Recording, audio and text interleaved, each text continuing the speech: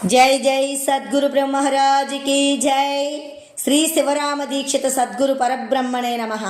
श्रीमद् बृहद्वासिष्ठ सिद्धांत निर्धारणुలను శ్రీమద్ అచల బోధ ప్రతిష్టాపన ఆచార్యులను శ్రీమద్రామడుగు శ్రీ శివరామ దీక్షితుల వారి చే రచయింపబడిన శ్రీమద్ బృహద్వాసిష్టమను శ్రీ శివరామ దీక్షితీయము. ఇప్పుడు దీక్షితీయము నుంచి పరాప్రకృతి ద్వైదోషరహిత ప్రకరణములోని 3వ రోజు ఏమంటున్నారంటే, దేవుడు తింటాడు ఎలాగో అలాగే అబద్ధం తినేవాడు ఆయన, పుట్టించేవాడు ఆయన. పుట్టించేవాడు దేవుడే అయితే దేవుడికి ఏమి తిన్నా తప్పులేదు. దేవుడు సంసారం చేసేవాడు అయితే పుట్టించే గాడిద దేవుడు, ఆడగాడిద దేవత, నపుంసకము గాడిద, పరబ్రహ్మ. పీతాళ్ళు ఇలాగే, పితృదేవతలు ఇలాగే. ఇలా ఉండంగా అన్నీ దేవతా స్వరూపాలే, అన్నీ పుట్టిస్తూనే ఉన్నవి, అన్నీ భక్షిస్తూనే ఉన్నవి. తినేది పుట్టించేది అన్నీ దేవతా స్వరూపాలే, ఇంతకంటే వేరే ఏమీ లేదు అని నమ్మిక ఉంటే వాళ్లకు దేవుడికి వేరు ఎన్నటికీ లేదు. సర్వకాలం తింటారు, శరీరాకారమై శరీరాలతో ఏ దేవత ప్రయోజనాలు చేస్తారు.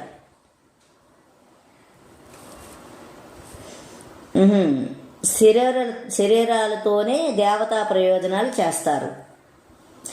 సర్వకాలం ఇదే ప్రయోజనము.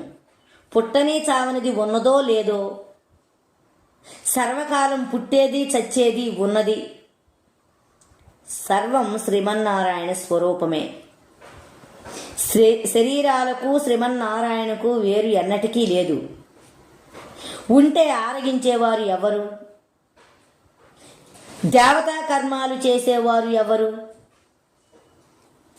శరీరాలకు శ్రీమన్నారాయణకు వేరు ఎన్నటికీ లేదు. శ్రీమన్నారాయణుడు శరీరము కలిసే ఉన్నది. అద్వైతం వలె దేహం అబద్ధం, దేహి నిబద్ధి అన్నట్టు కాదు. సర్వకాలం దేహానికి దేహికి వేరు ఎన్నటికీ కాదు. గుడ మధురవత్తు. ఈ దేహం అనేవారు, ఈ దేహం లేదు అనేవారు అగాయిత్యులు. దేహం ఎవరి వలన పుట్టిందో వారిని విచారించి వారి బ్రతుకుకని అప్పుడు ఉన్నట్టు పట్టుబడితే పడవలే. ఇంతేకాని దేహం లేదు అనేది, దేహమే ఉన్నది అనేది, దేహం లేకుంటే ఉన్నది అనేది దేహమే, దేహము లేదు అనేది, దేహం ఉన్నది అనేది దేహమే. దేహము లేకుంటే వ్యవహారానికి మూలం ఏమి అని నిర్ణయం చెయ్యాలి. సర్వకాలం ఏకప్రకారమే అవుతుంది. శరీరం ఎవరి వలన పుట్టిందో ఆ నిర్ణయము మొదలు కలత లేకుండా విచారించవలే. విచారిస్తే ఈ శరీరానికి మూలం ఏమీ లేకపోయినా పుట్టని చావనిది తనకు తానే స్వతసిద్ధమై చలించక సర్వకాలం ఒక్క తీరుగా ఉన్నది.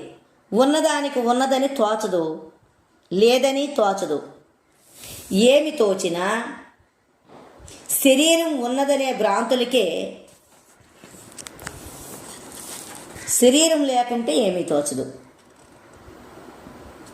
చదువుకున్న ఎక్కువ కులమైన మాలవాండ్లకు, చదువుకొని తక్కువ కులం అయిన మాదిగవాండ్లకు అయినా అనుమానం లేదు. అందుకే శరీరం సర్వకాలం తీసివేసే గురువు దుర్లభము. దుర్లభం చిత్త విశ్రాంతి వినాగురు కృపాంపరాం అని ఉన్నది. అంతా ఉన్నట్టే ఉండవలే. సర్వకాలం క్షేత్రజ్ఞులు లేకపోవలే. అది గురు సాంప్రదాయం. చూస్తే అందరి వలనే ఉంటాడు కనుక అనేక కోటి బ్రహ్మాండాలు అరచేతిలోనే ఉన్నవి. తన యందు పుట్టుక లేదు, చావు లేదు. సర్వకాలం పుట్టని చావని తానే తాను. శృతి ఏం చెప్తుందంటే, క్షర అక్షరోపాధి ద్వైదోషేణ స్పృష్ట క్షేత్రజ్ఞ స్వరూప దోషద్వయం. తనకు వెదికినా లేదు సర్వకాలం.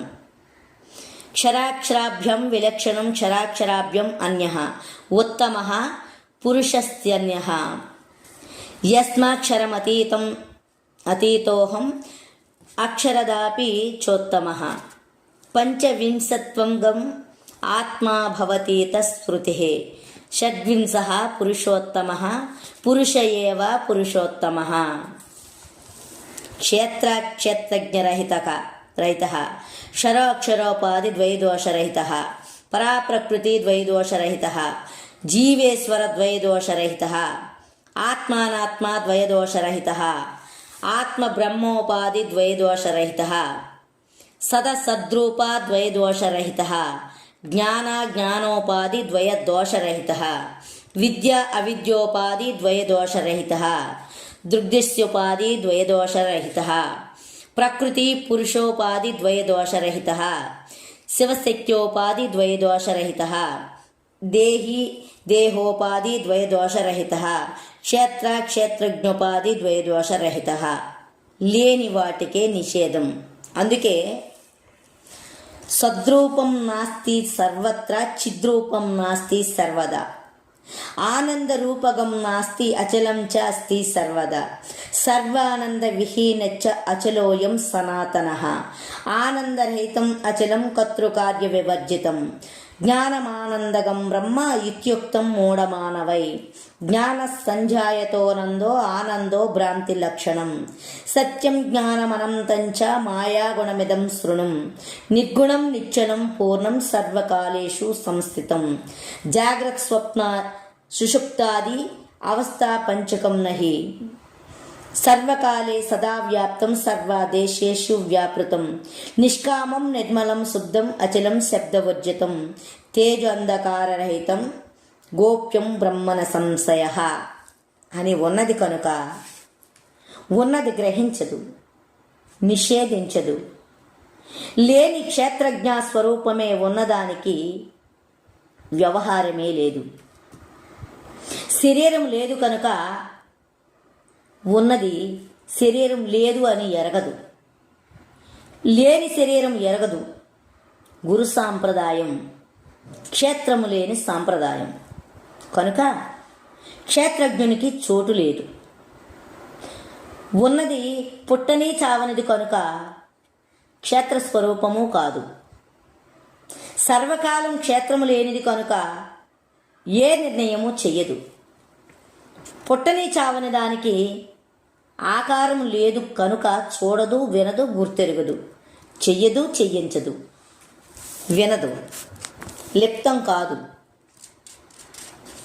ఇటువంటి దాన్ని మూలం లేని ఈ గుర్తెరిగి శరీరంలో కనుక్కోవాలి. ఏమంటున్నారు? ఇటువంటి దాన్ని మూలము లేని ఈ గుర్తెరిగే శరీరములోనే కనుక్కోవలే. మళ్ళీ చెప్తున్నాను, ఇటువంటి దాన్ని మూలం లేని ఈ గుర్తెరిగే శరీరములోనే కనుక్కోవలే. ఇది దీక్షితుల వారి యొక్క అభిప్రాయం. మనమందరూ కూడాను దీన్ని బాగా ఆచరించాలి. ఇక శృతి ఏం చెప్తుందంటే, హయం జీవోక్యోపాధి విలయే సతి కేవలో భవతి. క్షేత్రం లేకుంటే క్షేత్రజ్ఞుడు లేనే లేడు కనుక గురు కటాక్షం ఎప్పుడు అయితే అప్పుడే. క్షరాక్షరోపాధి ద్వైదోషరహిత అసృష్టితికే చిత్ తదా సత్. సృష్టి లేదు అంటే ఉన్నట్టే ఉంటుంది, ఉన్నదే ఉన్నది, ఉన్నదాని యందు ఉన్నది కాదు, ఎప్పుడు ఎలాగ ఉన్నదో అలాగే ఉన్నది. సరే, ఈ రోజుకి ఈ భాగం ఇంతటితో ముగిస్తూ మళ్ళా రేపటి భాగంలో కలుసుకుందాం. జై జై